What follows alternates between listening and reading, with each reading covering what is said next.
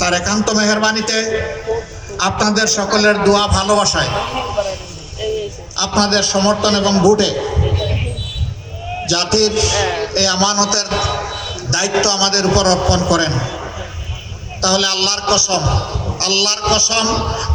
কসম জনগণের সম্পদের উপর আমরা হাত দেব না। আমরা জনগণের চৌকিদার হয়ে আপনাদের আমানতের হেফাজত করব ইনশাআল্লাহ। আমরা সরকারি তহবিলের প্রত্যেকটি আয় ব্যয়ের হিসাব আপনাদের সামনে জনসমক্ষে দিতে বাধ্য থাকব। সকল নির্বাচিত জনপ্রতিনিধি, ইউনিয়ন পরিষদের মেম্বার থেকে শুরু করে জাতীয় পরিষদের মেম্বার, সবাইকে তাদের সম্পদের হিসাব জনগণের সামনে দিতে হবে। 5 বছরে একবার নয়, প্রতি বছর কমপক্ষে একবার।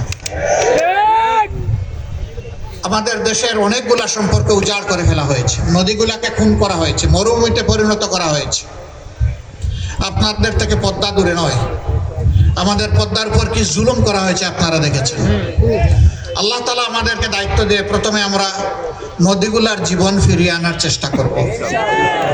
নদী জীবন পেলে আমার মাটি জীবন পাবে, মাটি জীবন পেলে আমার মা জীবন পাবে ইনশাআল্লাহ। আমরা সেই মাটি এবং মানুষের ভালোবাসায় কাজ করে যাব। আপনারা বলবেন, আপনারা যে অতীতের লোকগুলার মতো চুরি চামারি করবেন না, চান্দাবাট্টা উঠাবেন না, লুটতরাজ করবেন না, দুর্নীতি করবেন না, তার প্রমাণটা একটু দিবেন। হ্যাঁ দেব, আলহামদুলিল্লাহ দেব। 2001 থেকে 6 আমাদের 2 জন শীর্ষস্থানীয় নেতা, তারা 3টা মন্ত্রণালয় পরিচালনা করেছিলেন। আলহামদুলিল্লাহ, তারা সৎ ছিলেন, স্বচ্ছ ছিলেন, তারা স্বজনপ্রীতি থেকে মুক্ত ছিলেন এবং তাদের 3টা মন্ত্রণালয় অত্যন্ত স্মার্টলি, দক্ষতার সাথে তারা পরিচালনা করেছেন। আজকে সবগুলা আপনাদের দায়িত্ব পেলে সবগুলা মন্ত্রণালয়কে এই ধরনের লোক দিয়ে আমরা সাজাবো ইনশাআল্লাহ। সেদিন বাংলাদেশ মুক্তির স্বাদ ভোগ করবে। আর আমাদের স্পষ্ট বার্তা মা বোনদের প্রতি, যে জাতি তার মা বোনকে সম্মান করতে জানে, আল্লাহ তাআলা সেই জাতিকে সম্মানিত করেন।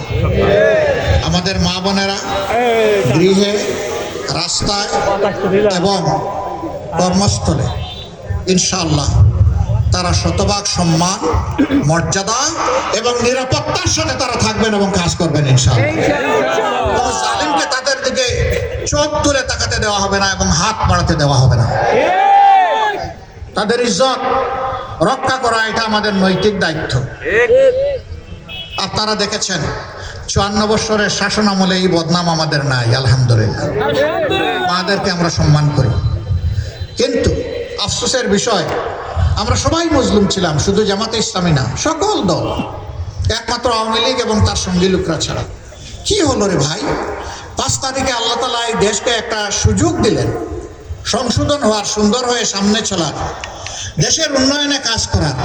হঠাৎ করে কিছু মানুষ এটা ভুলে গিয়ে তারা নিজের উন্নয়নে লেগে গেল। অবশ্য মেহেরপুরের মানুষ খুবই ভালো, এলাকার সবাই শিক্ষিত, ভদ্র এবং সৎ, এই জন্য এই জায়গায় কোনো চাঁদাবাজ নাই। এখানেও আছে, মাত্র 3টি উপজেলার জেলা, 2টি আসনের জেলা, এখানেও চাঁদাবাজ আছে।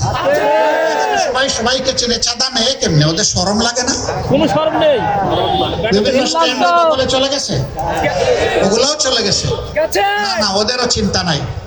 ইনশাআল্লাহ দেশবাসী যদি আমাদেরকে তাদের সেবার দায়িত্ব দেয়, আমরা তাদেরকেও বুকে টেনে নেব, তাদেরকে প্রশিক্ষণ দিব, তাদের হাতেও আমরা মর্যাদার কাজ তুলে দেবো ইনশাআল্লাহ। তাদের চান্দা উঠাতে হবে না, রাস্তায় অপমানিত হতে হবে না। অনেক সময় অতিষ্ঠ হয় অনেক ট্রাক ড্রাইভার চাঁদাবাজকে আসলে জীবনটাই একটা চাপ দিয়ে শেষ করে দেয়। ওই ঝুঁকিও নিতে হবে না, তারা আমাদের মতোই সমাজে সম্মানের সাথে বসবাস করবেন ইনশাআল্লাহ। তাদের জন্য ওই আগাম সুসংবাদ এবং দাওয়াত দিয়ে গেলাম, ও বন্ধু ছেড়ে দাও, ওই কাজ আর করিও না যে কাজ তোমার জন্য মানুষের অভিশাপ হয়ে তোমার দিকে বসে। এই কাজ আর করিও না যা গরিব মানুষকে কষ্ট দেয়, নিরীহ মানুষকে কষ্ট দেয়, এই কাজ করিও না। তোমরা এখান থেকে ফিরে আসো। আমরা যুবক ভাই বোনদেরকে বলি, তোমাদের হাতে আমরা বেকার ভাতা দিব না। হ্যাঁ, কেউ যদি চাকরির জন্য অপেক্ষমান থাকে, আমরা নিজেরাই উদ্যোগ নিয়ে সরকারি খরচে তোমার খরচে না, সরকারি খরচে তোমাকে দক্ষতা এবং যোগ্যতার সম্পন্ন একজন মানুষ হিসেবে গড়ে তোলার জন্য পর্যাপ্ত প্রশিক্ষণ দেওয়া হবে। 6 মাসে যার হবে 6 মাস, 9 মাসে যার হবে 9 মাস, যার যেটা লাগে। এ খরচ তোমাকে দিতে হবে না। 2টা স্কিল, 2টা যোগ্যতা। একটা হচ্ছে ভাষা, দুনিয়ায় কোনো জায়গায় যেতে হলে ওই একটা স্ট্যান্ডার্ড ভাষা আছে, এটা তোমাকে জানতে হবে। আর একটা হচ্ছে কাজ, ভাষা তুলে দিব মুখে, কাজ তুলে দিব হাতে, ইনশাআল্লাহ। এই যুবকরা কি বেকার ভাতা চাও নাকি সম্মানের কাজ চাও? মাশাআল্লাহ, কেউ বেকার হয়ে নিজে থাকতে চায় না, সবাই সম্মানের সাথে বাঁচতে চায়। আমরা 5 বছর পর্যন্ত শিশুদের জন্য বিনা খরচে মানসম্মত শিক্ষা ইনশাআল্লাহ নিশ্চিত করব। যারা জীবনে দিয়েই চলেছেন জাতিকে, 60-65 বছর অতিক্রম হয়ে যাওয়ার পরে তাদেরও চিকিৎসার পূর্ণ দায়িত্ব নিবে রাষ্ট্র, ইনশাআল্লাহ। হ্যাঁ, কারো যদি সেই রকম সামর্থ্য থাকে আর তিনি যদি বলেন না আমি পারবো, তাকে আমরা সেলিউট দেব, মোবারকবাদ জানাবো। কিন্তু যারা পারবে না তাদের দায়িত্ব রাষ্ট্রকে নিতে হবে। সারা জিন্দগি রাষ্ট্রকে দিয়ে শেষ বয়সে অবহেলায়, উপেক্ষায় একজন নাগরিকের যদি জীবন কাটে, সেটি হবে আমাদের ব্যর্থতা। আমরা এগুলা নিশ্চিত করবো ইনশাআল্লাহ। আমরা আরো কথা দিয়ে যাচ্ছি, আমাদের যারা জনপ্রতিনিধি হবেন তারা যেদিন এই দায়িত্ব নেবেন, এই দিন তাদের যে সম্পদ ছিল 5 বছরে, সেই সম্পদ আমরা বাড়তে দেব না। সম্পদ বাড়ানোর কাজ করতে হবে জনগণের, আপনার আমার না। এই জনপ্রতিনিধিরা সব কিছু উজাড় করে তারা জনগণের সেবা করতে বাধ্য থাকবেন। এই সৎসাহস যাদের আছে তারাই কেবল জনপ্রতিনিধি হওয়ার জন্য এগিয়ে আসবেন। এ সাহস যার নাই তার আসার প্রয়োজন নেই। ভিক্ষুকের মতো চেটে চেটে